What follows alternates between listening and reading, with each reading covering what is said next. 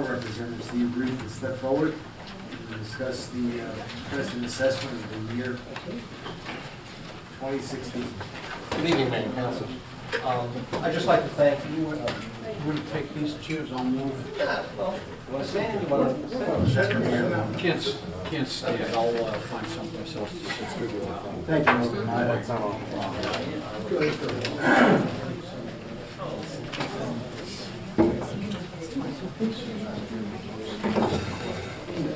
You're now a P.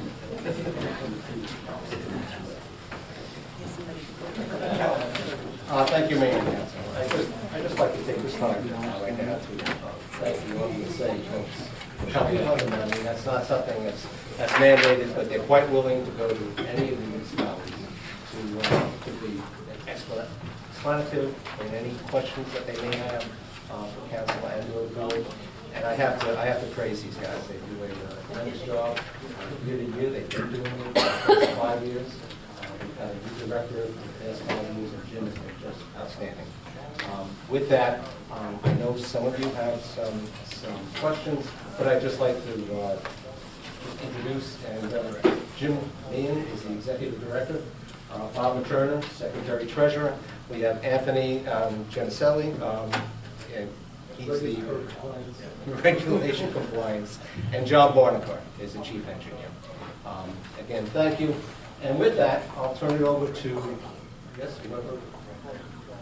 I can just say a couple of things. I would imagine that there's probably two questions. The first one being, why did our assessment go up this year when our flow actually went down a little bit? And we can answer that, and we'll elaborate on that a little bit further into things. The second question is probably, what can we expect next year? And we can talk about that as well. But I'll let you go ahead and ask some questions, and we'll be glad to answer them if you have them. Any member of council have a question at this moment? I just have a quick question, while I have you here anyway. Thank you all again for coming. I think this is about the third or fourth time I've met you all, and I appreciate your time. I think it benefits the council and the mayor as well as the public, so it's really great to have you here. We were definitely happy to hear that the amount had actually gone down a bit from the first assessment to, as about maybe a month ago that we learned it actually decreased a bit more. Could you explain why that decrease came about? Did you use more of your fund balance, or Yes, could you shed some light on I can answer it? that. What happened was, when we first estimated the draft budget, it was on 11 months worth of data. When the 12th month came in, and we had such a warm couple of weeks there, our gas prices greatly impacted the numbers that came in at the end of the year. And there were two things that allowed us to drop it $150,000. Number one, it was the gas prices. And we dropped $100,000 off the budget. Actually gave it back from last year's budget. In addition to that, there was $50,000. We kind of rolled the dice a little bit. We actually received leachate from the Monmouth County landfill, and we get paid for that. We've done very well with it. But unfortunately for us, unfortunately, they're building a treatment facility, and they're going to pipe it somewhere else. So next year, it's kind of a gamble as to how much longer they'll be coming to us. We actually said we could count on about $50,000 in the first draft that came out, and they've had some treatment problems due to a high ammonia number. So I said, you know what, they're going to be at least another month. Put another $50,000 in there for the budget as income, and that offset a total of $150,000. The increase from 15 to 16 overall on our budget was $91,000.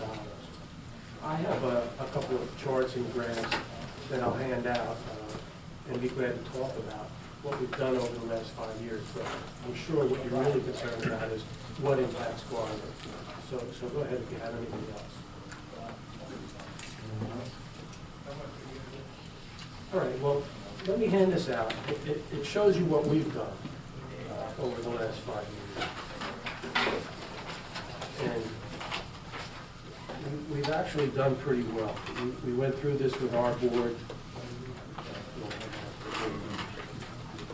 We went through this with our board to explain where we've gone in the last 4 years and to total things up.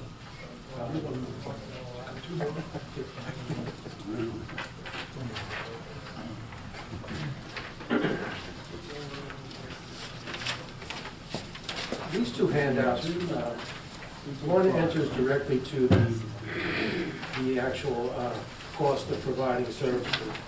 That's on the second page. Salaries and wages. In 2010, the cost of providing services for labor was about $4.6 million. We made some changes pretty quickly in early 2011 that impacted the budget right away. And if you had continued on the path where we were in 2010, we would have spent a lot more money. And you total up the savings, just look at the number that we were charging for salaries and wages in 2010. And here we are 5 years later, 6 years later, in 2015 going on 16. And it's about $500,000 less 6 years later. And when you consider the fact that we're also running our cogen and our dryer on top of that, and we've mitigated about half the damages we were originally seeking, it really is something to be proud of. We've saved the ratepayer about $3.3 million just in salary and wages over the last 5-6 years. You can see the chart, the top line that goes from 4.5 million up to 5 million is what would have happened if we had continued on the path where we were. The bottom line that's kind of jagged and it shapes sort of a U is what we've actually done. And that's the number of staff that we had. We started out at 59 back in 2010. We weren't running the cogen. And here we are now running the cogen and the dryer with 55 people. You can see for 2 or 3 years there, we were down around the 50 mark, 51 mark. So we've really trimmed our staff as best we could. And the bottom line is we saved $3.3 million over the last 5 years. That's significant. The first page, I should have started the other way, but it just kind of unfolded that way. This one really tells the story. When I came in, the 2010 budget was $4.1 million. And the staff rallied around me. We made a lot of different changes, and I won't drag you through all of that. But the bottom line is, here we are 5 years later, and our budget is about $12.2 million. If we had continued on that $14 million path and added a 2% escalator, we would have spent another $16 million. So that's a lot of money when you add it up. We've done a good job. I can run down kind of quickly and tell you the things that we changed. We changed the staffing as far as the operations department goes.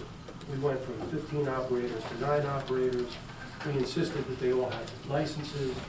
We paid them a small stipend to encourage them to get it, and it benefited both us and them. We were able to cut our overtime in half. And, you know, I went on and on about the labor earlier, but it added up to over $3 million. In addition, we're running a cogen, and instead of not making $1 million a year like we wanted to, we think we're going to make about $500,000 a year. We're running that and the dryer together. We were very fortunate the gas prices stayed down low, so it encouraged us to run. It encourages us to run. And you know, there were a number of other things. The leachate added up to $1.7 million over 3 years. You know, it makes a difference when everybody cares, and the staff I have is second to none. I asked them for things, and they did it. They got it done. So I don't want to go on and toot our horn, but we've really done well. We've saved that $16 million off the operating budget.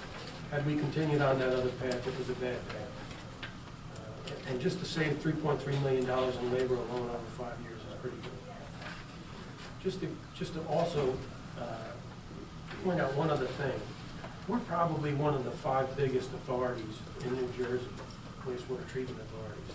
And our staff is probably the leanest out of any of the authorities. I challenge anybody to go to a regional authority that does the flow we do, run a cogen and a dryer with 54 people, 55 people. I'd be surprised if you can find anybody that even comes close. But getting back to Garwood, all right, the reason why you went up this year, even though your flow went down slightly, is because of the 5-year moving average. And I think you remember from last year how that works. Unfortunately, you have a very low number that went out, 1.82%. And I think you have about a 2.5% number coming in. So that in itself, actually it's 2.8, yeah, it's actually a whole percent. And if you spread it over 5 years, it's 1/5%. And your actual increase is about 1/5%. Your slice of the pie is very small, but the pie doesn't change every year. And when other authorities, other member municipalities have lower flow, that impacts you as well. And even though you're only 2.5% of our flow, when another one of the bigger towns drops 3, 4, 5%, it has a big impact on you. So that's why you still went up 8.5%. I think we told you we thought it was going to be in the range of 4 to 7%, Yeah. and it wound up being 8.4 and change. Next year, you're probably looking at something in the 2 to 4% tops. If you get lucky, it'll be closer to 0. Your number coming in the first few months looks pretty good. John, if you want to speak about that a little bit, you could. Sure. Yeah, as David mentioned, yeah, this year again you were hurt by that really low number you had in 2010. We had 1.82 that went out, and it's 2.8 coming in. It looks like next year, as of now, if the trends continue the way they are after only 3 months of measuring, it's about a 2.07, 2.1, which brings your 5-year moving average down to 2.6. So you're going from a 2.7 down to 2.6. So it should hopefully be leveling out now. And for the next couple of years, you won't have those big spikes because that won't drop. And actually, if you look at the last 10 or 15 years in general, you've done pretty well. Yeah. But unfortunately, there's waves, highs and lows. And you're just coming off of a high wave right now. But if you do average out over the past 11 years, it's very, very minimal. Yeah, it is. It is. Your charges for the services we provide are very much in the middle. And when you consider that our effluent that we put out for that money you pay is among some of the best in the state, it's a pretty good deal. We're cleaning that river every day. The water we put in is making the river cleaner than where it already is. And just to add one last thing, to help put things in perspective a little, the assessment this year in for the 2016 budget is almost exactly the same as the assessment from 2006. So if you look at over the 10-year period, it's gone down significantly in that interim, but we're still paying about what we were in 2006, which I think speaks pretty highly.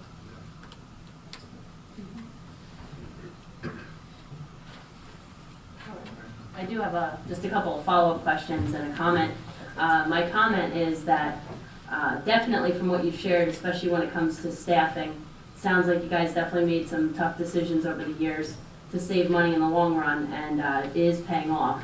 Although Garwood has seen increases in basically the past 5 years, overall we haven't made out too bad. Although, as you remember from previous years, especially when it was much higher than the increase we're getting hit with this year, it's just those fluctuations that are obviously tough to take.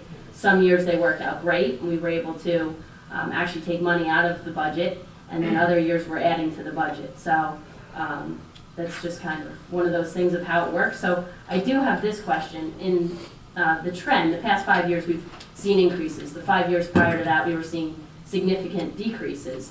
Do you think that in this next wave of 5 years that we could be seeing those decreases again, or should our expectation be more of this 2% or flat John, line? you have that shows what their percentages are. You have that with you? Yeah. I'll give you a couple of And then I just had one more question while you're passing it out to save time. Do you think that we feel more of the brunt of a change because we're a small municipality in this system rather than if we were a larger municipality? Yes. We do? Yes.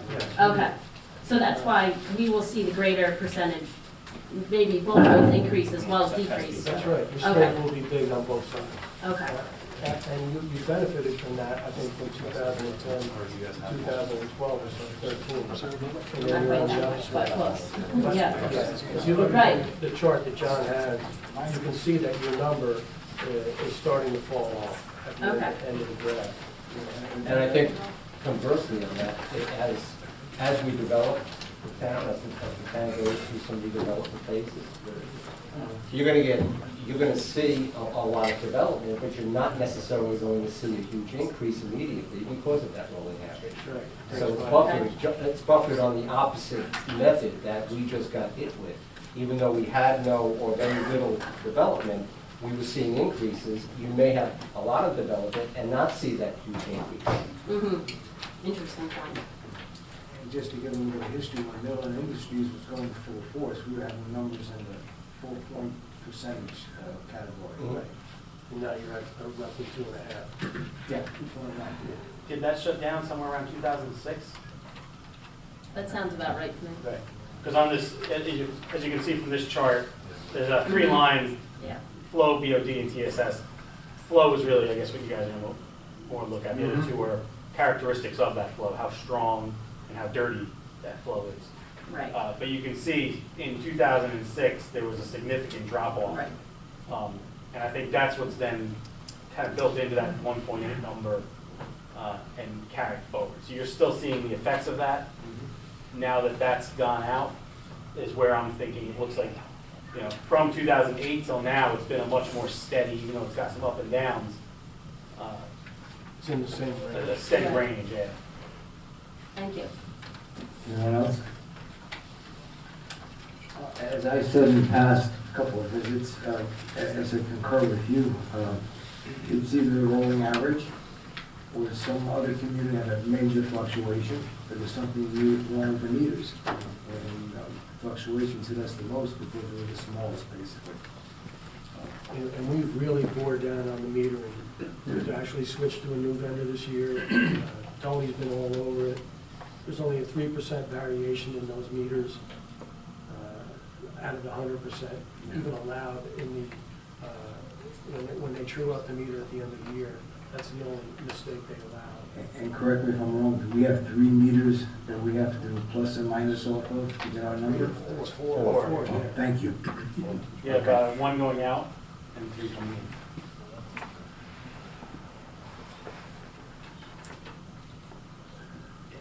Anyone else? Last call. Thank you, gentlemen. Appreciate it. All right. 1 second.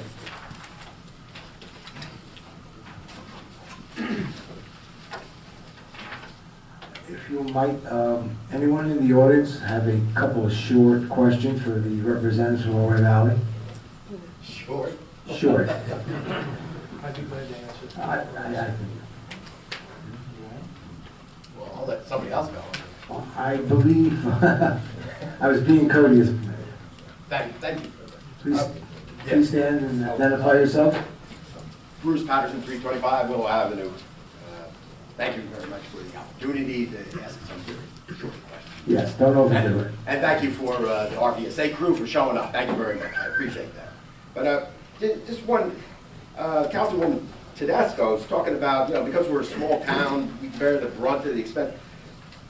And you're agreeing with that. Somehow, common sense doesn't really dictate that, only because small town means small residents.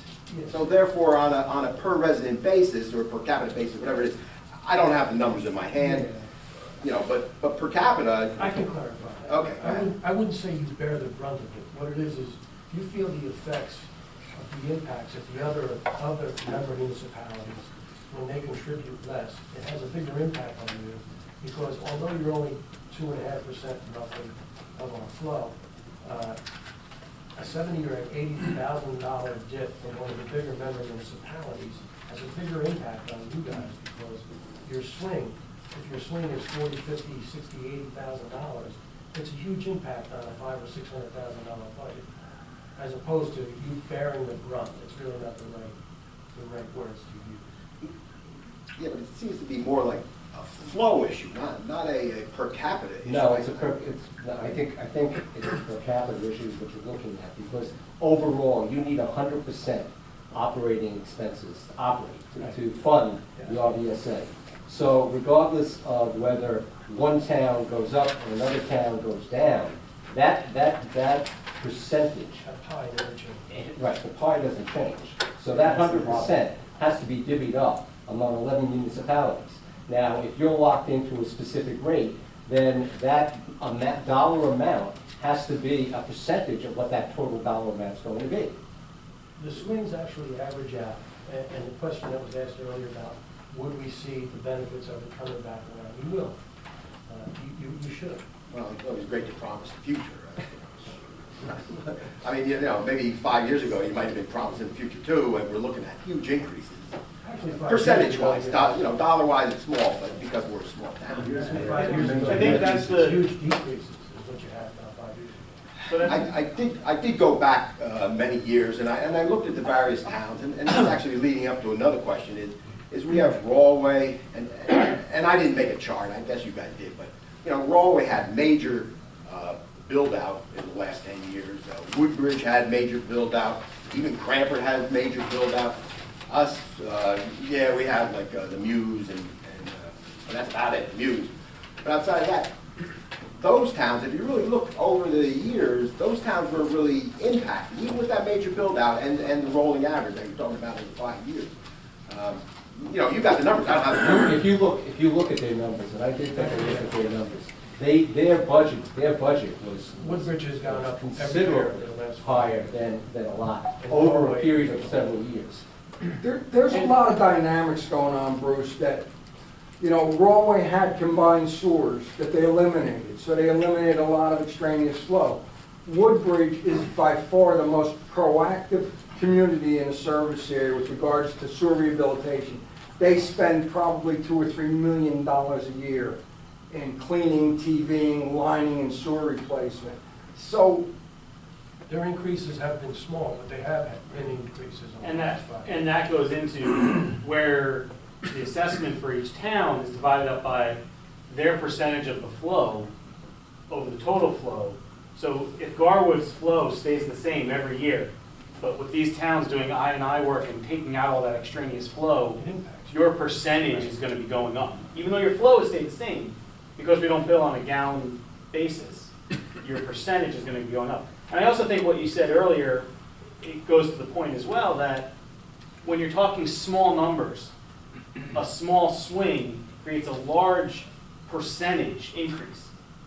So if you've only got 0.88 MGD and you go up 250,000 gallons a day, that's a 25% increase.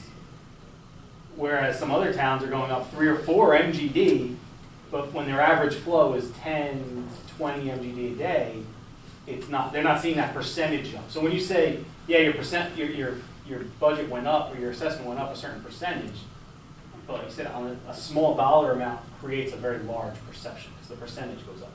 I think ultimately, it really should come out with some graphs. So far, I don't know if the council's, and this is wrong term, but, you know, buying your explanation, but, you know, something tells me there should be graphs of per capita and graphs of per capita per flow, you know. well, Bruce, we don't even bill per capita, we bill the town.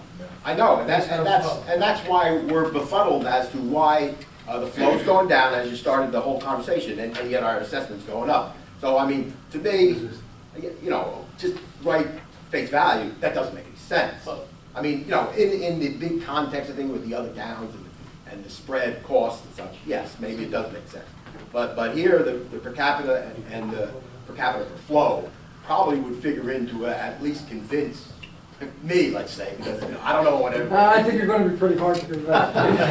Numbers are numbers. You know, I'm Let a me give you numbers some man myself. information concerning Woodbridge. Woodbridge represents 27.43% of our total, and Rawway represents 15.89.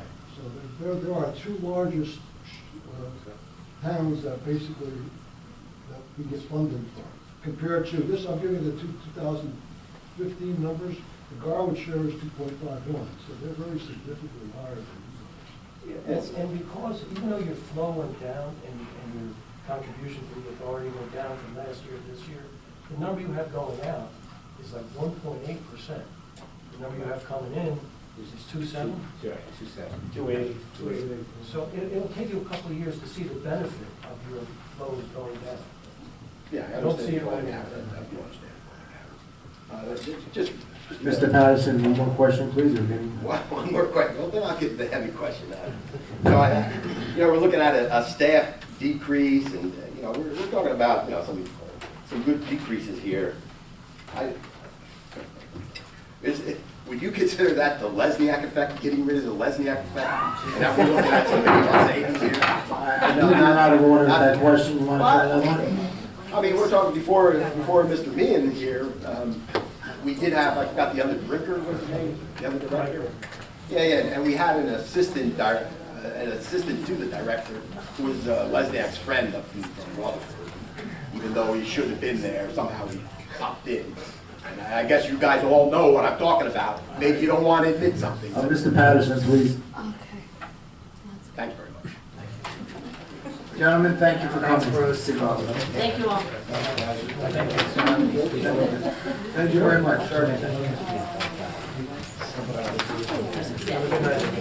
Any questions, feel free to call me. We do like seeing you. Okay,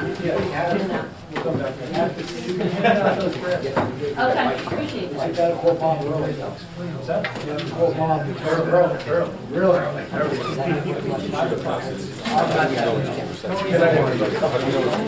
Show us that $1 million and we're part of it. Thank you. Have a good night. Well, they're saying combined Broadway and Woodbridge, 40%. So where's that equal? The math, we're sure that our school will lose. That's what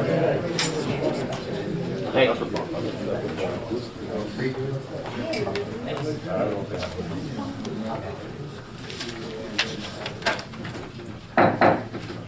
We'll continue on, Mr. Renard, you have a report for us this evening? Thanks, Mayor. The fire inspection fee ordinance is done. I guess that'll be ready for introduction at the next meeting. And we're going to have a executive session discussion on the affordable housing litigation, in addition to, as I understand it, a number of other matters later on in the proceedings. So that's all I have to report. Thank you. We will do the executive session at the end of the meeting. sir. Okay. Okay. Any questions for Mr. Renard this evening? Okay. Ms. Ariello, do you have any? No report, Mayor. Thank you. Any unfinished business for the council? Any new business? I just have a couple of items. It is with regret that I have accepted the resignation of Tom Spera as the mayor's representative to the OEM Council as a radiologist officer. I personally would like to thank Tom for many years of his service and wish him well in his future endeavors. I will be appointing Lieutenant Sam Rocco to replace Mr. Spera for the balance of the year 2016. As a follow-up to the announcement at the last council meeting, a hard copy of the application for the Union County Infrastructure and Municipal Aid Grant Program has been mailed out to us. The application is due as a deadline of Friday, February 26, 2016. As mentioned before, the focus remains on municipal roadways. I must commend our DPW, fire, police, OEM, and first aid members for their dedication and endurance during last week's historical blizzard. Even though we received 24 plus inches of snow, we had minimal impact to the borough.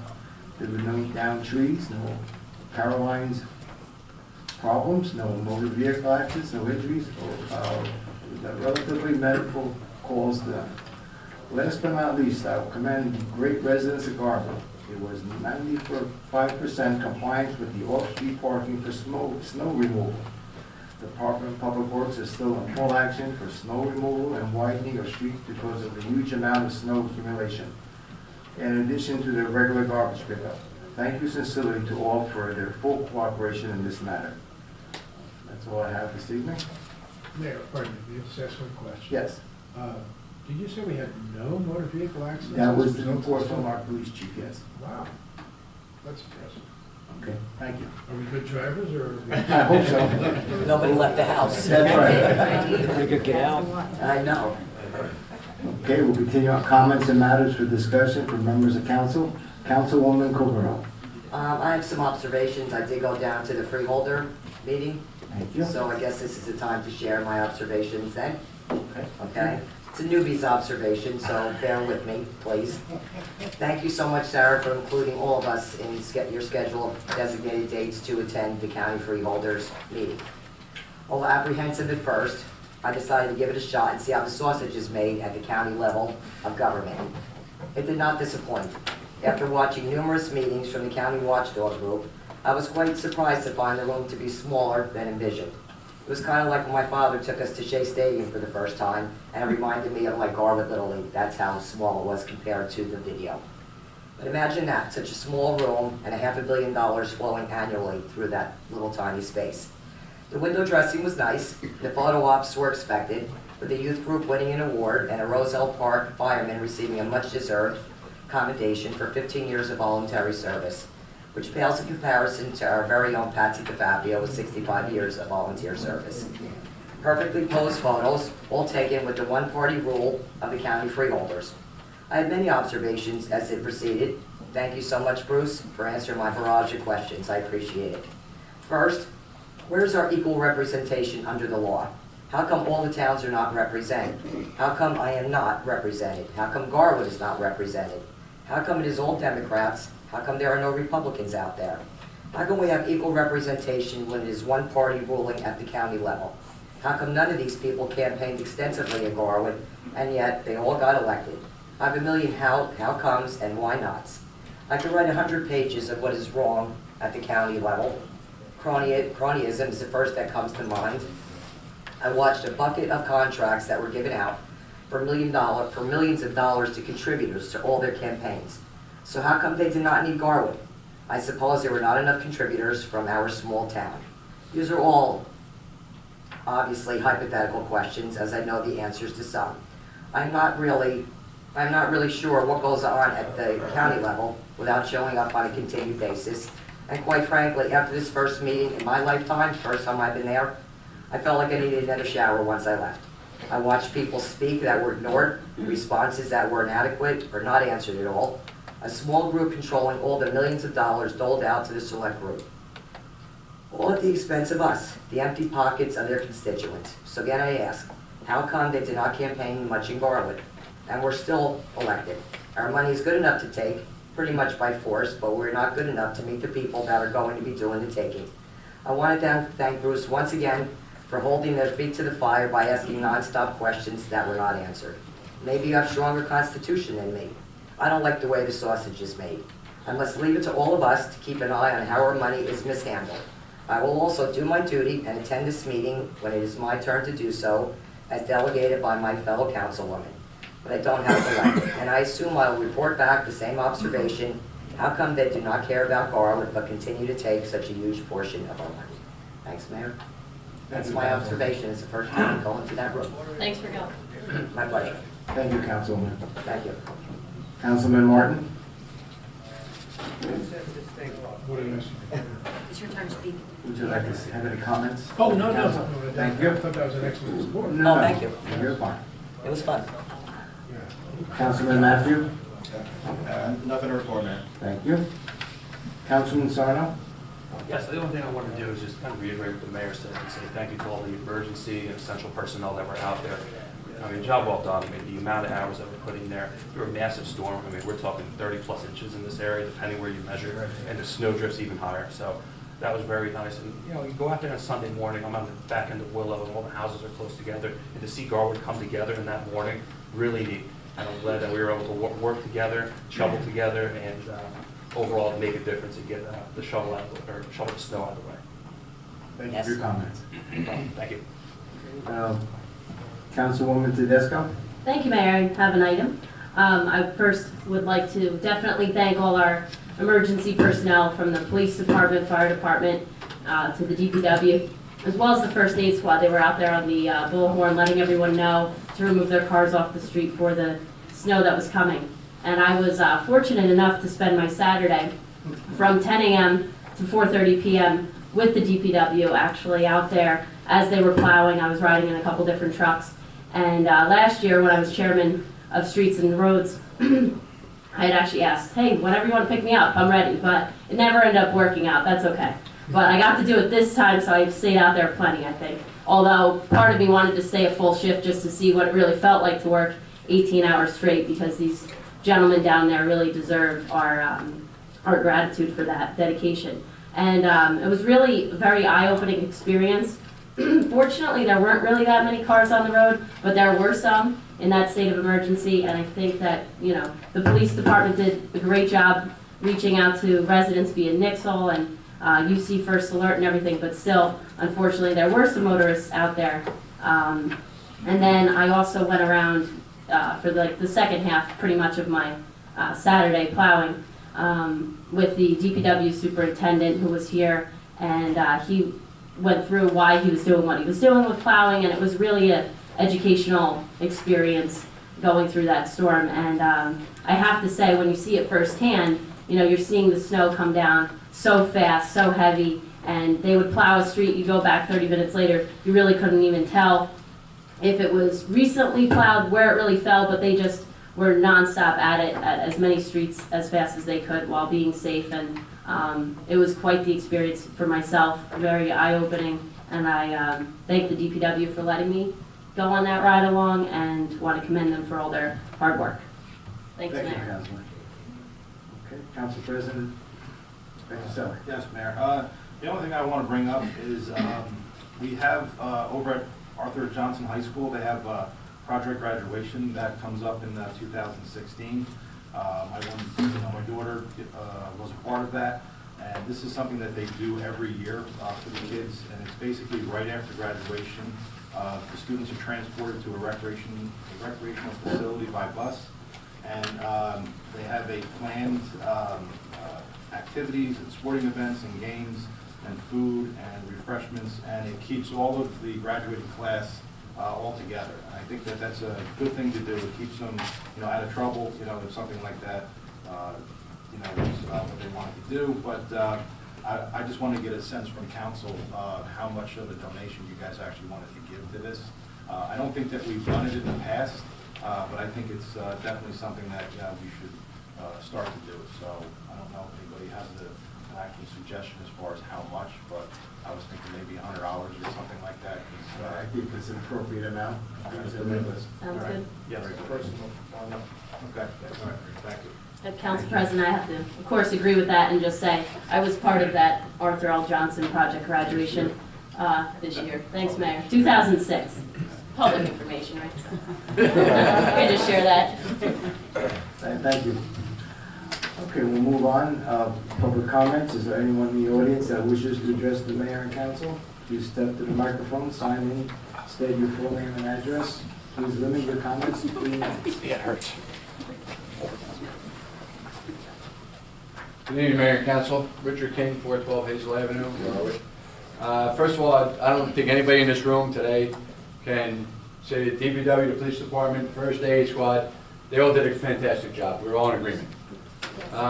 First, I'd like to thank Sarah. I actually had an opportunity. I walked out of my house, saw the truck come by, bring out a couple bottles of water, see if they need coffee, and lo and behold, Sarah's sitting in the truck. I was surprised. I went, oh, nice to see a council member out there, you know, hitting the streets, see what it's really like for the work of you guys. Was it the red Thanks truck? again for the water. It was- Appreciate it. Much Was it We'll appreciated. get the bill later. Was it the red Okay. truck?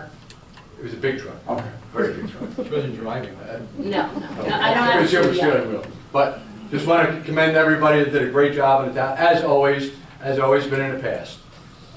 Secondly,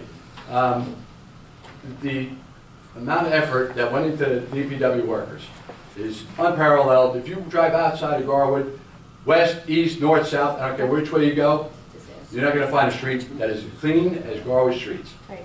These people did a fantastic job, even with the new supervision, even with the new everything in place. Fantastic job as always. Yeah. Haven't missed a beat. Yeah. Thank you. Anyone else like to step forward?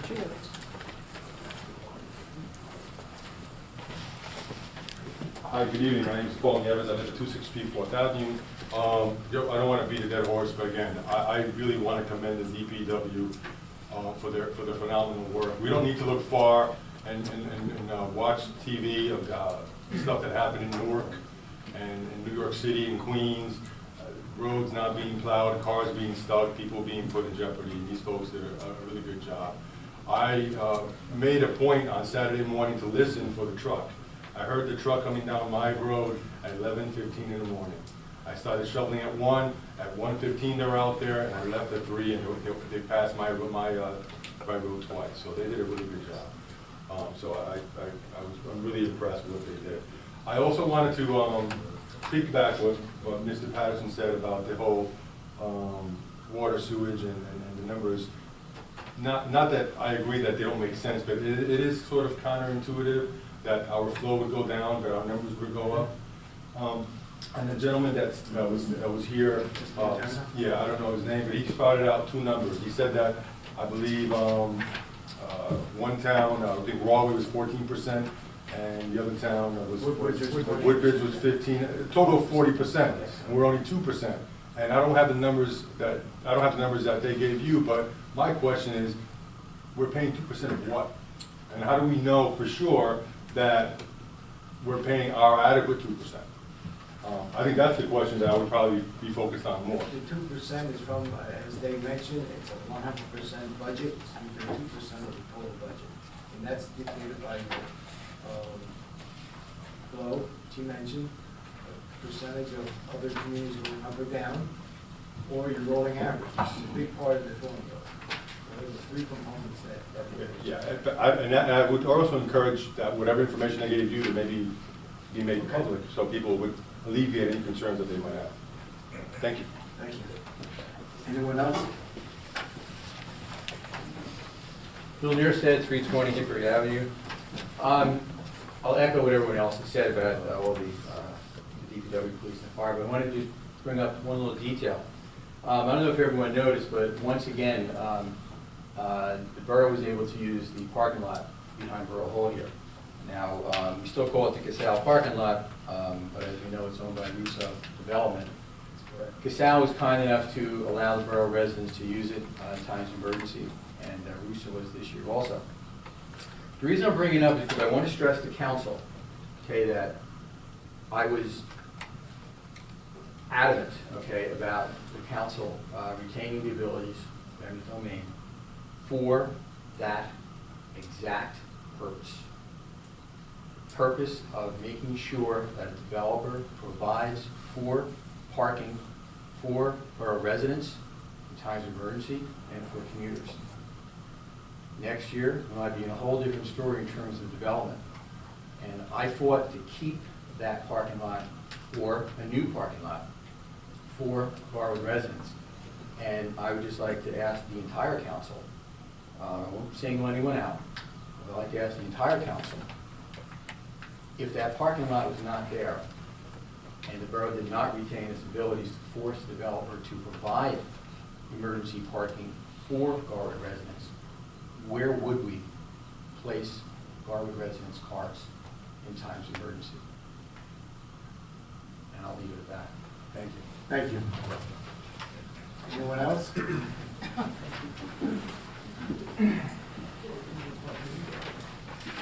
Richard McCormick, 101 4th Avenue. I'm going to beat the DPW, that dead horse.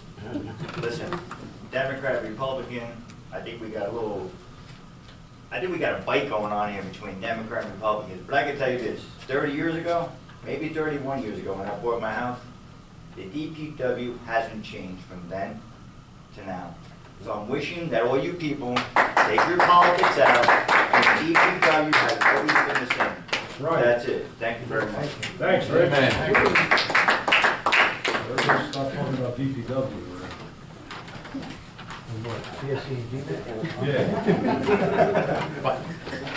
Mr. Patterson, you have a quick question? Another short one? Yes, please, a short one. How come we don't sign our names anymore? How about that? That's your question? All right, good evening. Because sometimes you can't read them. Good evening. Good evening, Mayor Lombardo and Yes, members of the council. Yes. Just a couple things. Obviously, there's donations now. New Councilman Petrozelli brought up the donation. Much like the give back of the stipend to be a personal choice, it sounds like donations also should be a personal choice. Luke threw out $100, and whether you agree to it or not, it should be a personal choice. Another one is just the RVSA, just the engineer. He's the only one that really mentioned I&I, and that was just in passing. But that always really is a serious issue, and possibly the town should take on some kind of program to curtail the I&I issue. I don't know if they report how much it appears to be I&I versus wastewater, but you know, I would assume the I&I is a serious issue.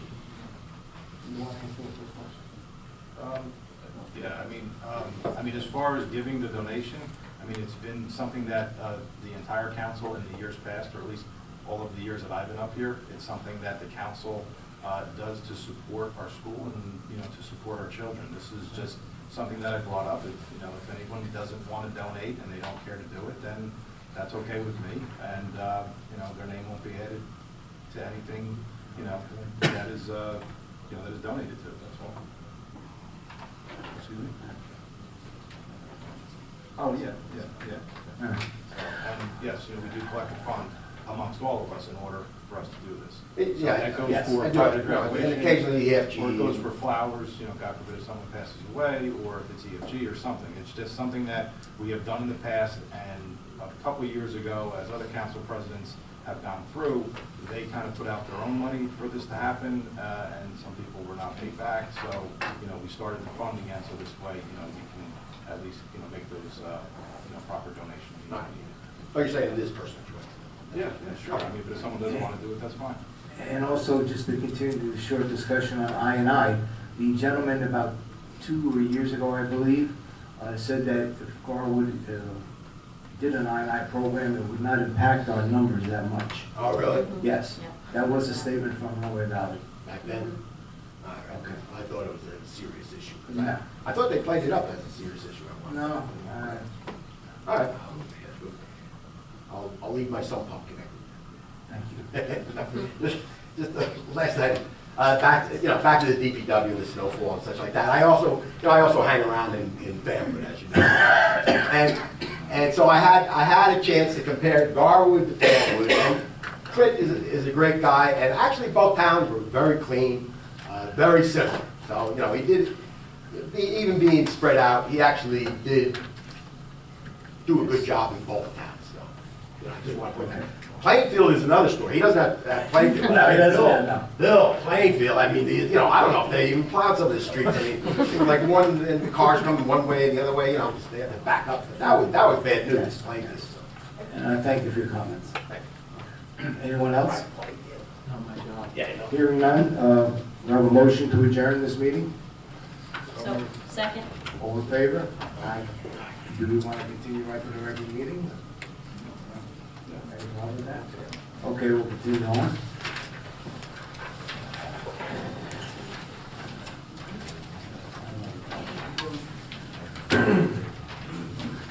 Please rise for a moment of silence and salute to the flag.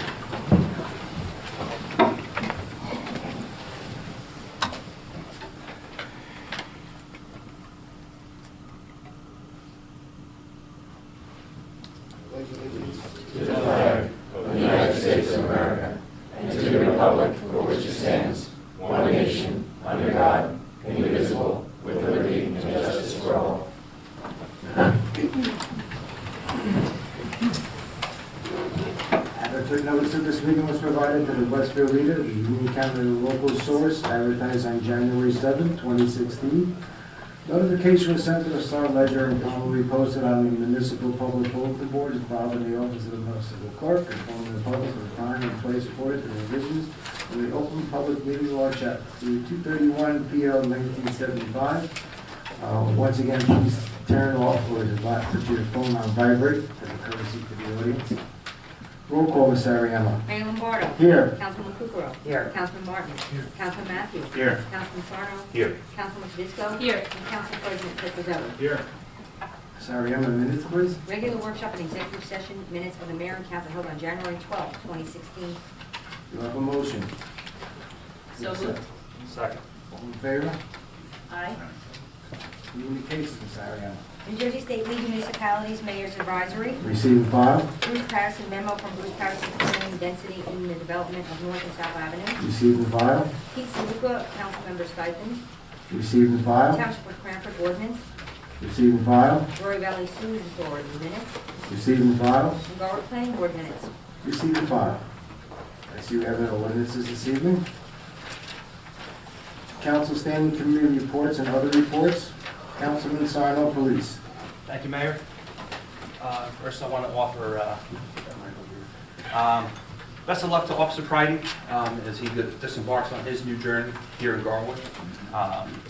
Job well done to the police department and all essential emergency personnel for doing the blizzard. And we have some figures and facts from Chief Underhill. Winter Storm Jonas arrived with a sustained blast of snow. Fortunately, there were no reported downed trees, no power outages, no motor vehicle accidents, no injuries or related medical calls, and I know this was echoed before. We had 95% compliance with local ordinance 21-6, which covers off-street parking for snow removal. Nevertheless, 10 summons were issued and 7 cars needed to be towed. Towing is allowed by ordinance and backed by a state of emergency once that's declared. We regret the tickets and tows, but pleased that our notification efforts gained nearly total compliance. Additionally, the police department's website had over 200 visits between Saturday and Monday morning as a location for residents to go for local information and updates. The chief has been in contact with the DPW administrator to assist in coordinating cleanup efforts. At this point, we appear to be on track. That's all for my report. Thank you, Councilman. Any comments on the police report? Hearing none. Public health, Councilwoman. Yes. Thank you, Mayor. It was a very quick meeting. There was much discussion about the upcoming budget.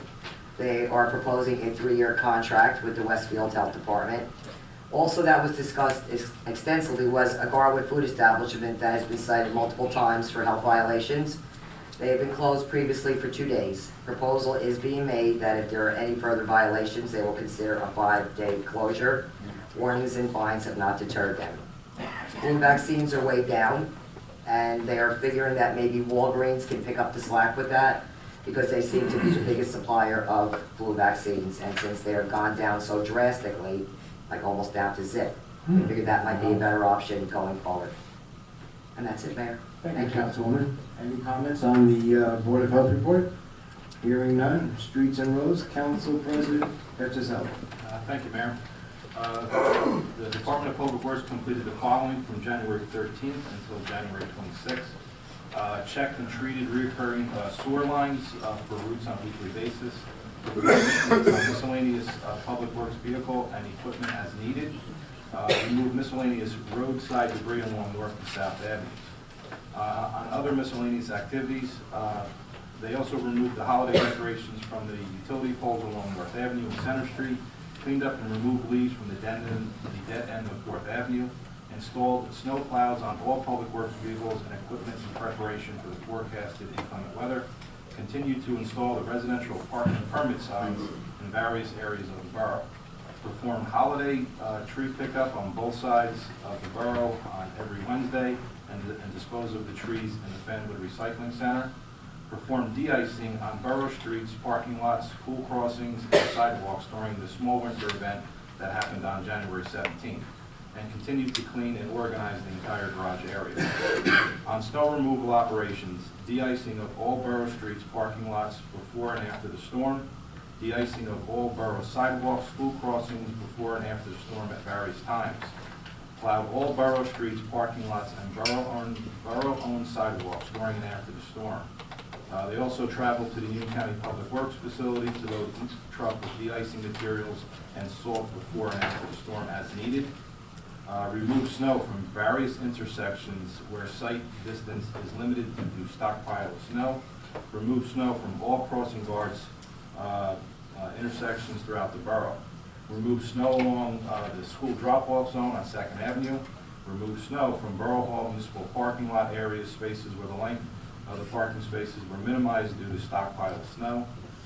Shoveled drifting snow from outside the emergency exits at Borough Hall. On another note, the DPW is now at full staff with the hire of our seasonal workers, so now we are at 7 for all DPW workers. That's all from our report, Mayor. Thank you, Councilman. Any comments on the Streets and Roads report? Mayor, I do just have one comment to add in light of public comment earlier. the DPW plowed what's known as the Casal lot as well as the Petro lot next to it. And there were so many cars at the Casal lot that they actually did start parking in Petro. So luckily the DPW had cleared that as well. So, just for the record. Thank you. It's a big record right now. That's okay. Okay, thank you. Fire, Councilwoman Kukrow. Thank you, Mayor. I was very excited to participate in a CPR training course last week. It was very informative and well done by Emmett. He was very patient. I'm happy to know if I'm choking on a Twinkie, I might be able to save myself with some CPR training. It was very exciting. I never went to a training before, so it was very exciting for me. I took many photos of the class, and if anybody's interested in them for anything, I would happy to supply them. And also many thanks, again, for the millionth time to all of our workers in Garland. They can pretty much operate on all alone. They on autopilot. So I cannot say enough about them, as everybody else has said, and they have been unbelievable in all of our years that they've been working here. And that's my report, Mayor. Thank you. Any comments? Councilwoman, I'll give you a little advice. If they ask you to put a Scott pack on, don't do it. A Scott pack. What's that? Are they tanks? The tanks, the air tanks. Oh my God, okay. Don't do it. All right, they had the little things there shocking the thing. I backed up a little bit. Thank you. Finance, Councilwoman Tedesco. Thank you, Mayor. The Finance Committee met with the CFO this past Thursday to discuss the state of the borough's finance department, specifically in regard to tax collection. We unanimously recommend Resolution 16-147 on tonight's consent agenda, which makes the tax clerk who was hired on a temporary basis effective last December 1, a regular part-time employee, and plan to continue to monitor the workload and staffing. That's all for my report, Mayor. Thank you. Any comments? Hearing none, buildings and grounds, Councilman Matthew. No formal report, just that I put the maintenance contract on the radar of the Board of Ed. They're going to be having a meeting of their own buildings and grounds counterpart in February, and then they'll get back to us. We'll see if it's necessary to have a meeting about re-upping that contract. Very good. Thank you. Any comments on that report? Hearing none, laws and license, Councilman Martin. Thank you, Mayor. This report is in relation to the discussion that we had at the last meeting around the health benefits. The Laws and License Committee met last week to discuss and review the matter of health benefits for elected municipal officials who are grandfathered in under current eligibility laws. Concurrently, the issue was researched and reviewed by our borough attorney, Mr. Renaud. Mr. Renaud has since gotten back to the mayor and council on this matter, and the determination has been made that it is required by law to provide health care benefits to council people who served prior to May 21st, 2010, and continuously served since that date. The state legislature passed the relevant health care law in 2010 and created this provision for grandfathering. The Laws and License Committee will be meeting in the near future to discuss the town attorney's assessment of the situation and to discuss options for the borough moving forward in regard to health care for elected officials in the future. That is my report. Thank you, sir. Any comments? Hearing none, Recreation, Councilman Martin. No report. Thank you. And soon to be changed, Committee on Aging, Councilman Kukrow. Thank you, Mayor. Right off the bat with that, I think the committee for seniors would be good. We don't have to get fancy schmancy. I think they were okay. I got a little creative. I won't You be think you got very creative, did you? creative enough, but not too much. Okay. Well, I like it? Yes. Okay, good. All right. I did speak to get back to my report, I did speak to Paulette on multiple occasions. She's away for 2 weeks now, but she has been working diligently to bring back ceramics and crafts. So she felt very optimistic about that, so I will follow up as soon as she comes back from vacation. The committee, we've already discussed. Also, I had a lot of talk about a lot of our neighbors had issues when they were calling 911 for an ambulance. They were sending one from totally out of the area, and some of these seniors were getting charged anywhere from $700 to $3,000. That would be totally unacceptable for folks on a fixed budget. Audrey Cornisak is going to be having a speaker come to a meeting, I think in February, to have somebody speak about that. But I mean, you know, when they were all talking about it, it just seems to me that the most vulnerable in our town are the most susceptible to this type of thing. And I don't know if there's any way, shape, or form that our first aid squad could be brought back online. I have no idea how that works or what it entails, but maybe that. maybe that might be a good thing going forward, okay? Also, I have my blood pressure checked, it's through the roof, and I'm gonna try and stay calm, so if anybody wants to aggravate me to death, I'm chilling. That's it. That's all for my report, Mayor, thank you very much. Any comments on the report? I do. Yes. In terms of the charging for ambulances, I've heard that same commentary, and I think that's something that maybe could go to the police chief, or at least the police committee, because we did discuss the first aid squad in the past when I was on that committee, and also, I know, for example, if Union County sends an ambulance, then they soft bill. So they take what the insurance company will give them, and then they don't bill the residents, which is great. But there's these other scenarios that come into play that you're speaking to, so any headway we can make on that, I think is great. That would be wonderful. It was heartbreaking because, like I said, it's like, you know, it's going to be me next. And you're talking about $700 to $3,000 just for calling 911. And these are the folks that really, really need the help. So, thank you. If I could just add to that too real quickly, Mayor. Yeah, we had a really scary occurrence with my wife. She fell when she was about 8 months pregnant. And Garwood PD was there in a minute or two. Took a very long time and multiple calls to get an ambulance. I left work and beat her to the hospital by 20 minutes maybe. Ultimately, they had to call Cranford too. And again, it wound up being, thank God, everything was okay. If you're suffering a heart attack or a stroke, that was a really long time. It's to the point where like the people at the hospital were like, what are you doing here? Like they didn't believe me, I was waiting for somebody. I got there so much before. So it is a problem, particularly during the day. This happened during a work day, have coverage. So, I mean, the cost is one thing, but getting somebody there on time, that's a bigger issue for me. We experienced that firsthand. Very scary. Yeah, it's hard. I mean, it really is. Like I said, I really feel for this, and I remember it happened with my father, and months after I said, well, you can go to Fairview and try and collect, because basically he was long gone already when they billed him $850. And you're talking with Medicare and every kind of supplement that was available, why should he be charged this kind of money? So it affects everybody in Garwood, and we really have to look out for us seniors.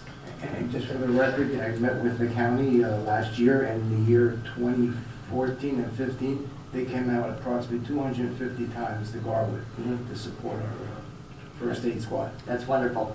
Yes, Would thank an you. official shared service agreements with the county be helpful, or does it work differently? All I can say is that when I met with them, they said that we should let them know when they need them, because after 2 or 3 times, nobody responds, they come out automatically. As Councilwoman said, they do soft bill, and I think if you, part of the police committee, you're gonna find out there's another ambulance service that deals with Garwood at night. So, I appreciate that. Thank you. Thank you. Any further discussion? Hearing none, the library's mayor is represented, Councilman Petroselli. Okay, thank you, Mayor. The library was plowed out and ready for business on Monday, January 25th at 9 a.m. We had many visitors, happy to see that we were open. New programs, Color Me Calm and a parent-child knitting club are quite popular. On Thursday, the 21st, we had another successful Lego club. After each child finished their dinosaur-themed creation, they got to speak about it. All creations were put in a display case at the library to the next club meets. Next month, a car-themed club will be followed by an exciting Garwood Lego Derby. Lego Club is so popular, we are requesting for a second session. Starting in February, the library will be offering the Lego Club 2 times a month. This month was a record month for hits on our library Facebook page. A picture of each Lego creation was posted that created a stir with kids and parents. The biggest draw was their new Throwback Thursday posts. On Thursdays, we have been posting historic pictures of Garwood. This past Thursday, we posted a picture of the Garwood Fire Department softball team, 1967. We average about 100 hits a week, and last week they had 1,470 hits. We continue to offer many ongoing programs at the library, including book club, toddler story time, kids and adult crafts, and Friday morning movies. All these programs are free. Visit the Garwood Library Facebook page or our website at ucmore.com/Garwood for more information on these programs. The Garwood Library is open, weather permitting, Monday through Thursday, 9 a.m. to 8 p.m., Fridays 9 a.m. to 4:30, and Saturdays from 9 a.m. to 1 p.m. That's all for my report, Mr. Thank you, Council President. Any comments on the library report? Hearing none, school board liaison, Councilman Sarno. Thank you, Mayor. The Board of Ed met Tuesday, January 19th, for their regularly scheduled meeting. The meeting began with a state-mandated presentation by Board Attorney John Gefford, reviewing New Jersey's ethics laws for school board members. Then the meeting continued, and it was announced that longtime second grade teacher Kathy O'Connor will be retiring at the end of the 2016 school year. Dr. Quigley held her in high regard and referred to her as a phenomenal teacher. We wish her well in her last few months here. Furthermore, Buildings and Grounds and Finance Committee Chairwoman Susan Groening disclosed that the committee will begin meetings in February to start the budget compilation process, with a Wednesday, March 16th submission date for county approval and a Tuesday, May 3rd presentation to the public. There are also 2 fundraisers going on regarding the Education Foundation of Garwood. The first is February 4th from 3 p.m. to 9 p.m. at various local businesses, which will dedicate 5% of their sales from those 6 hours to the EFG. The second is the annual EFG dinner, which will be held Thursday, April 24th from 6 p.m. to 9 p.m. at the Westwood. On a side note, there's a trip to the New York Stock Exchange was approved for Arthur J. students, and this is something that I fondly remember from high school. I think it's a great experience and always a worthwhile trip. Even though there's not much trading going on the floor, as Jim can attest to, it's still an interesting experience to see the center of our economy. Thank you, Mayor. Thank you, Councilman. Any comments on the school board liaison report? I do, because he said EFG. Okay. So I have to just say, thank you, Councilman Sarno, for announcing the 2 EFG dates, as they're near and dear to my heart. There are flyers actually outside, right, Ms. Ariella? The flyers I gave you? Oh, yes. They're outside, so you can pick them up, and you can see about that Thursday, February 4th event, the local businesses that are included. There's 9 of them, and again, 5% of the sales go to the EFG, which then goes to student scholarships and teacher grants. So it's a really great thing. Thank you. Thank you. Any further comments? Hearing none, celebration of public events and holidays liaison, Councilwoman Tedesco. Thank you, Mayor. The reorganization meeting of the Celebrations Committee was held on Wednesday, January 20th. The officers for 2016 were selected. We have co-chairman this year, Kathy Villaggio and Carolyn Dunning. Secretary is Michelle Tortorici. The proposed calendar events was scheduled. The first event, Easter egg hunt and Easter bunny, will be held on Saturday, March 12th at noon, rain date March 13th, at the Garwood Recreation Complex. Among the annual events, Celebrations will be bringing back the Christmas house decorating contest, as they did last year with the Halloween house decorating contest. If you wish to participate, you must register with the committee. The Celebrations Committee will be creating a Facebook page to keep residents informed of the events. The page will be administered by 2 members of the committee, Sue Groening and Rosanna Acosta. The name of the page will be Garwood Celebrations Committee. That's all for my report, Mayor. Thank you. Any comments? Hearing none, we'll continue on. Union County Air Traffic Noise Advisory Board Representative, Councilman Matthew. No report, Mayor. Thank you. Administrative Review Committee, Councilwoman Tedesco. No report, Mayor. Historical Committee, Councilwoman Tedesco. No report, Mayor. Meeting early February. February. February 1st or 2nd? 2nd. He's the Okay. president. Thank you, Mr. President. Okay, officers report, Ms. Ariano. Chief of Police Bruce Underhill, monthly report for December 2015. Municipal Court Administrator Martha Marino, monthly report for December 2015. Motion to accept? So moved. Second. All in favor? Aye. Is there anyone in the audience who wishes to address the mayor and council? Please step to the microphone. Please limit your comments to 3 minutes.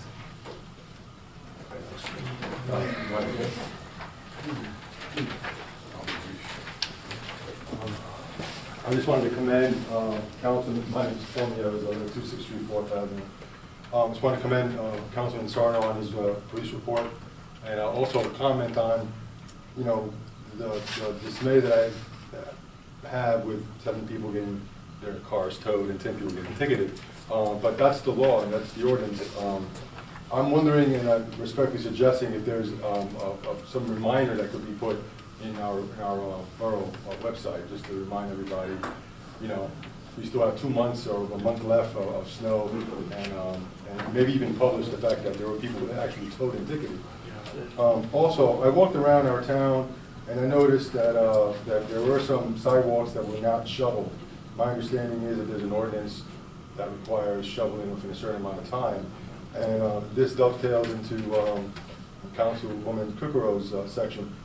I was wondering, as I was seeing these properties not shoveled, if they weren't shoveled because of the citizens not being able to. In other words, they're being maybe too old and not having adequate assistance. And it'd be a shame to ticket someone that couldn't do it. So we live in a small enough community that I'm thinking that maybe we should maybe have a list of people that might need help, and maybe have a list of volunteers, and I'll be one of them. I helped 2 people shovel out their driveways on Saturday and Sunday, as you saw, Mr. Mayor.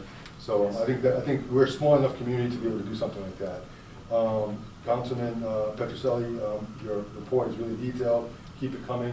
I think it's important that we all know where our tax money is going, and you can't say enough about DPW and them doing such a great job. The last thing is, and I'll admit it, I'm a parent and I have a child who goes to Garwood School, and I made a recent complaint about a police officer being in front of the school and not doing what I thought was his job.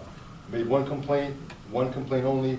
After that, the police officer has been out doing his job, directing traffic. If you get in front of the school at 8:10, between 8:10 and 8:20, it backs up, it's cold, the kids are, in my opinion, in jeopardy because cars are trying to beat the stop sign. But I'm happy to report that the police officer is there and doing his job, directing traffic and protecting our children. And that's all I have. Thank you, sir.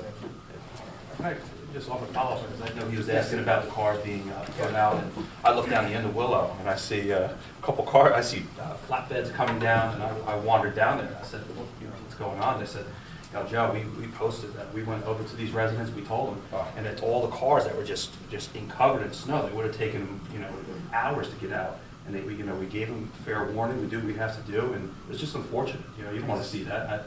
And they were just very respectful. You do what you got to do. And I think it was the best thing to do, because at that point in time, obviously it's wider now, but Willow down the den where I live, it was a cow path, and you got to do what you got to do. So they were very good at alerting all the residents and stuff like that, and everyone's soon being in tune.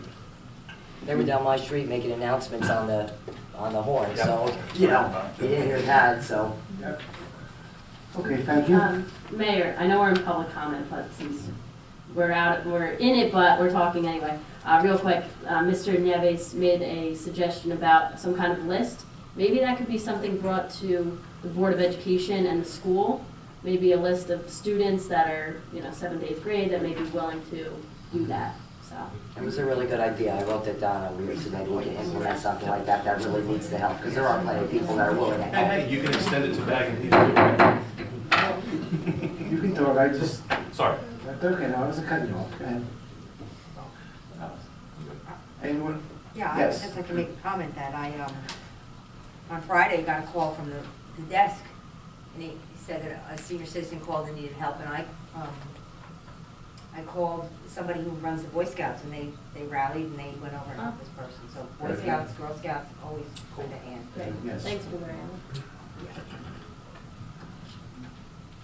Anyone else in the audience? 4 quick ones.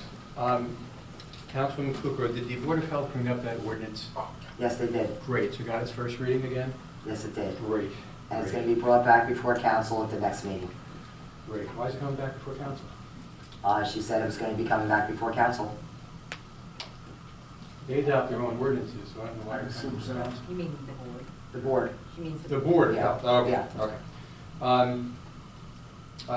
Councilman Petroselli, you mentioned about the DPW, obviously with the snow it's going to be delayed, but do you know how many of the parking permit signs they have up and what they anticipate your date of completion? I don't have that information, but I can get it. I don't know how many they've actually put up. I know that was asked before. That's considering. Do you know about how many permit signs they actually got to? I mean, there's quite a bit. Yeah, a lot. No parking signs, street parking signs? The permit parking. No. Oh, how many notices did we mail out? No, I mean, how many signs have they actually got to put up yet? I think we've had about only 50 people come in so far. As a matter of fact, I just looked at the list right before I came out here. So you don't know. Our number 52. So you don't know how many are up? We issued 52 permits. No, my question is, how many of the signs have you actually? Oh, no, I don't know anything No about the idea. signs. The chief might know, though. Is he here? Did he leave? No. Oh. All right. But there are 200 signs. Oh, I know there's a lot. Just wondering. Plus, they're the grounds frozen, they have to. Councilman Tedesco, I just want to let you know, I have the Easter eggs Oh, thank you. Ms. Ferguson comes around, I make sure they recycle them out. Very good. So, and last, Councilman Sardo, I must have written down the wrong date. What did you say the date was for the EFG dinner? That is going to be, I think it's April 24th. It's a Sunday. No. April 24th is Sunday. I believe it's actually the 21st. It's a Thursday. Oh. That's it usually. Is that last, Is it? yeah, it's like last Thursday. Fine, okay. My apologies. Fine, No, look no, at that's my fine. I was phone, just putting it never on. mind. So you think it's April 21st? All right, thank you. Thank you, sir. Anyone else like to step forward? Sir? Andy Blumenstock, 315 Spruce. In response to Mr. Nieve's comments about shoveling snow, I live on the 300 block of Spruce. There is one home that is bank-owned, and it is routinely not shoveled. It has been bank-owned at least for 2 or 3 years. We had similar issues with it not being mowed, and we had 3-foot-high grass. Eventually that was taken care of, and I actually don't know by what means, but what is the best way to address the lack of shoveling on a bank-owned property? You report it to us. We have, there's a law that the bank has to tell us who maintains that property. You just call the police, we get right on it. I mean, just call us. Okay. You know. And just to answer your question, I think I know the property that you're talking about. The DPW did eventually cut the, 315. cut the grass. And then we bill. Yeah, okay. So that was, All right. Yeah, hopefully we can do the same for the snow. I walked home today from the train. It still hasn't been, so, thank you. Thank you. Okay. Yeah. Mr. Patterson?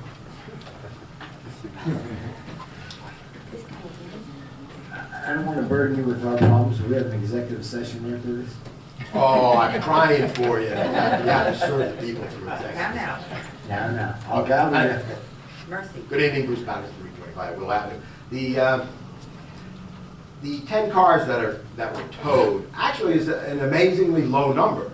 You know, those on the council and the police chief, I kind of remember numbers like 20 to 45, and we're talking about a state of emergency here, but unless it snows, And I also remember almost 300 tickets were given out too at one time. Yeah. So I mean, you know, Mr. Davis is saying, you know, how can we notify the people? I mean, it sure sounds like the people are notified, and there will always be that handful. And as the councilman said and myself, over 95%, you know, did the proper thing by removing their cars. Yeah, so the residents, you know, residents are well informed, and that's good. I like that. Also saves us money as taxpayers. The other thing, the ambulance that you were talking about, yeah, the county does have two actually ambulance squads. One's over in Westfield, the other's in Linden. So they expanded. They put another in Linden, I think, a year ago. So I mean, there is that opportunity for Garwood to be served by Union County. 250 per year, the last 2 years. Yeah, so somehow the seniors have to be aware of whatever protocol to have the county ambulance system. You know, that's good. You know, there's some things that the county actually does that I will compliment them on.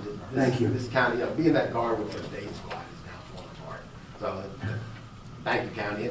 And then also on the correspondence, there's the density incentivization. And I did a little 10-minute presentation to the planning board. And for the council, I got a copy of it. It's a matter of what the developer proposed was like over 300 units. And the planning board right now is kind of working from the top down with the density. Well, my proposal, I'm saying we really should be working from the bottom up to a number. Something's definitely going to be there. Everybody agrees to that. And if it's going to be, townhouses or multifamily or some high-density residential development, I mean, we really should work from the bottom up. And if you read that, you'll see that Garwood has to benefit. Right now, as the proposal stands, Garwood is getting little benefit outside of meeting the COAS standards. So this density incentivization, if you read it, I mean, you know, possibly we can get a fire truck. Mr. Neerstead, who stepped aside, I guess, but anyway, you know, he's talking about parking spots. And yes, at this point, the developer is going to give 18 spots, and the planning board definitely is very disappointed at that number.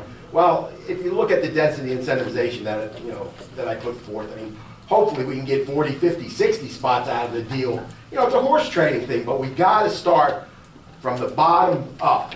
So, I mean, that, hopefully everybody takes it to heart. The planning board especially, since they're the ones discussing the redevelopment plan. But the council also should agree and somehow get together as leadership of Garwood and make sure that whatever's going there is appropriate for Garwood and that Garwood does benefit for it. So, thank you very much. Thank you. Anyone else?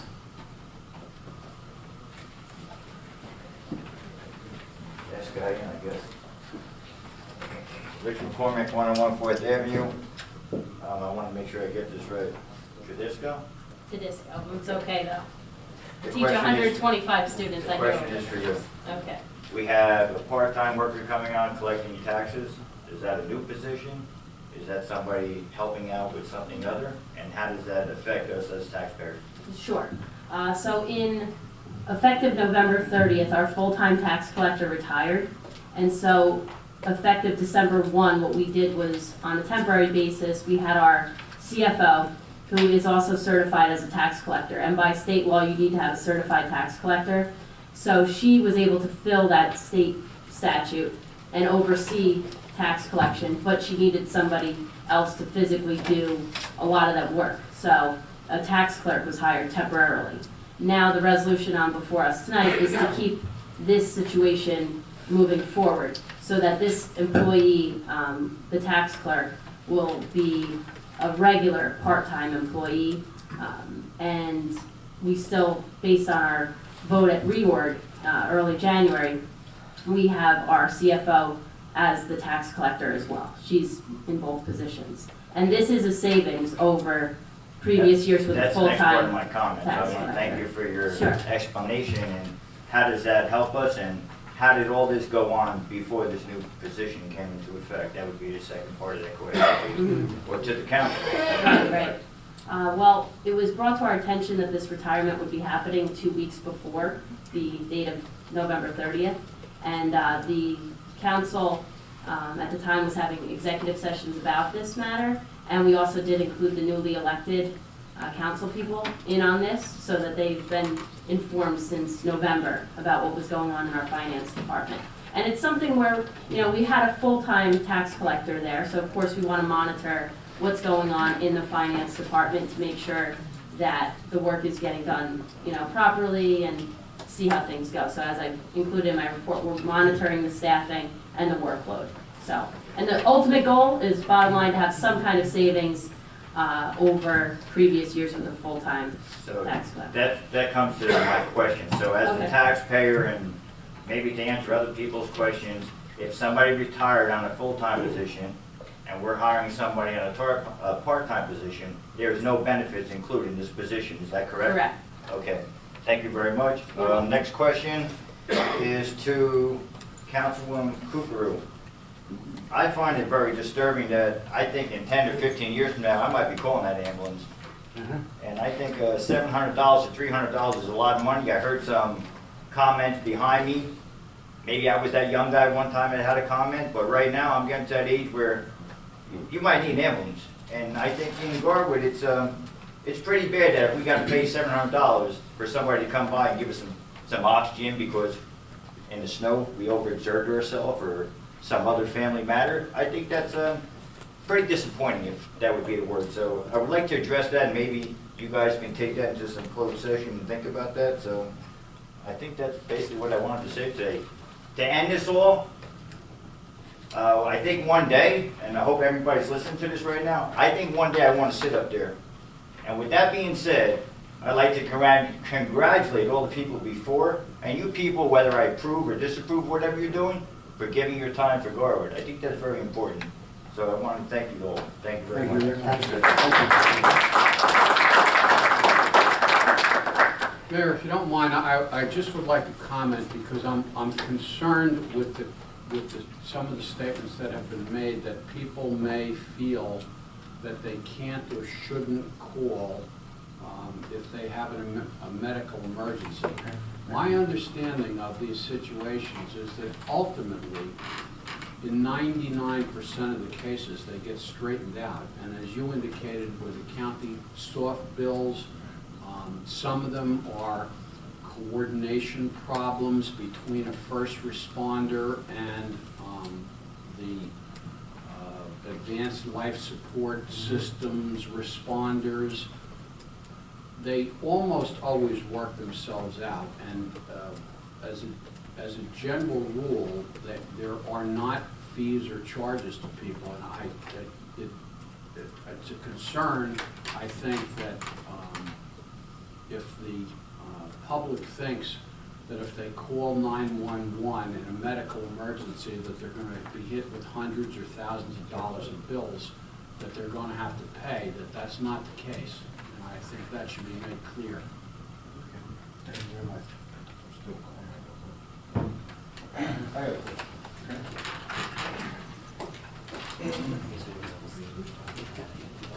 Mike Collins, 238 Second Avenue. Now, we hear about the first aid squad. Is there a first aid squad in Garwood? I understand Yes. there's 2 official members, yes. 2 official members. That's correct. That's not running an ambulance, right? I did EMS for 20 years. Who is the ambulance provider for Garwood? All right, I'm the Garwood First Aid Squad. The 2 members. The backup. The backup is Union County Okay. during the day. So we can't wait 20 minutes for an ambulance to arrive, right? Shouldn't we as a town look for a provider solely? We shouldn't be reaching out for the Garwood First Aid Squad and letting them get toned down 3 or 4 times to see if they get a member when somebody's actually in a cardiac arrest or whatever. As I mentioned before, if we coordinate with the county, they will be here. None of us are On the saying first like call. SLP on that. Usually, they wait 2 or 3 calls just to be sure that there's nobody coming out other than them, and they're definitely here on the 3rd call. Yeah. Chief, would you like to make a comment on it? Can you comment on this? You see, the backup is Union County. They respond within a reasonable amount of time. I don't know if anybody's ever waited 20 minutes. Well, I don't. I could be Comments, wrong, somebody but- could be Yeah. commenting. 20 minutes? Oh, yeah, For an emergency call? yes. I mean, that's unacceptable. So- And it wasn't the county that responded. No? They had no ambulances available. Okay. Every once in a while that does happen, and then you have to go out to the different towns. Yep. I mean, it's an unfortunate situation. Well, I had an issue at my house, and it was Cranford Fire that actually came. There should be a mutual aid system in place. You know, it's unfortunate, we just don't have the volunteers. These are all volunteer squads. The way around that is to have a paid squad. You have a volunteer fire department. That's something to think about. What happened to all the volunteers? We had a great first aid squad. They work a lot, and the training requirements involved have gone up, liability's gone up. Maybe fundraisers to get more volunteers to pay for the training, maybe, you know. It's not gonna. No? We've been working on it for a couple of years. It's just, the interest has gone down, unfortunately. Thank you, Chief. Well, Councilman Sarno, with the police, would you do this? Absolutely. Thank you, sir. Can I just ask a question from here? How quick? Very quick. Okay. So if Union County comes to our home, or in my case, Mountainside came, does that bill go to Garwood? No. Okay, so we're always gonna have a responder. That is why I'm getting to the question. Is that correct? Okay. Yes, the individual squads have mutual aid pacts between themselves. In other words, just like the fire departments do. There's always somebody there who's gonna respond, it's just finding that person. The immediate response comes from the county. Normally, they're pretty good. It's one of the first things I've ever heard. But, 20 minutes for an emergency call is out of the question. If we page Garwood and they're not available, we go right to the county, especially for, say, a cardiac incident or something. Chief, isn't the first thing that happens is that a police officer responds? That's correct. We're there with oxygen and defib unit and so forth. We are the first. So somebody responds, someone responds within minutes. That's correct. Very true. Whether you need a Band-Aid or whether you need defibrillator. Your people are not, just left on their own waiting for 20 minutes and nobody shows up. That's correct. Thank you. Thank you. Okay, seeing no one else, we'll continue on in the meeting. The consent agenda. Do I have a motion to adopt the consent agenda? So moved. Do I have a second? Second. Roll call, Ms. Ariano. Councilman Kukrow. Aye. Councilman Martin. Councilman Matthews. Aye. Councilman Sarno. Aye. Councilwoman Tedisco. Aye. And Council President Petrozelli. Aye. Thank you. And there's no resolution deleted from the consent agenda. Mayor. Okay. Anyone have any new business for the council this evening? Hearing none, payment of claims. Be resolved, the following claims as approved, being the same are hereby ordered paid and properly signed and verified. And the payment of payroll is as listed is hereby confirmed and ratified. Do I have a motion to adopt payment of claims? So moved. Second. Roll call, please, Ms. Ariano. Councilman Kukrow. Aye. Councilman Martin. Councilman Matthews. Aye. Councilman Sarno. Aye. Councilwoman Tedisco. Aye. And Council President Petrozelli. Aye. Ms. Ariano, our resolution to go into the executive session. Yes, Mayor. Closed session resolution authorizing the executive session for the purpose of discussing litigation on affordable housing, Niedermeyer versus the Borough of Garwood, and personnel matters regarding the PDA grievance and matters of attorney-client privilege relating to the above in accordance with NJSA 10-4. Closed session meetings open to the public, exclusion of public subject to matter, whereas it's necessary for the mayor and council of the Borough of Garwood to conduct an executive session closed to the public in order to discuss the above listed matters. Now therefore be resolved that the council of the Borough of Garwood hereby moves to go into executive session in accordance with the provisions of the Open Public Meetings Act for the purpose of discussing the subject stated above. And be it further resolved that the matters discussed in and the minutes of the closed session shall be disclosed to the public when the reason for confidentiality no longer exists. Do I have a motion to go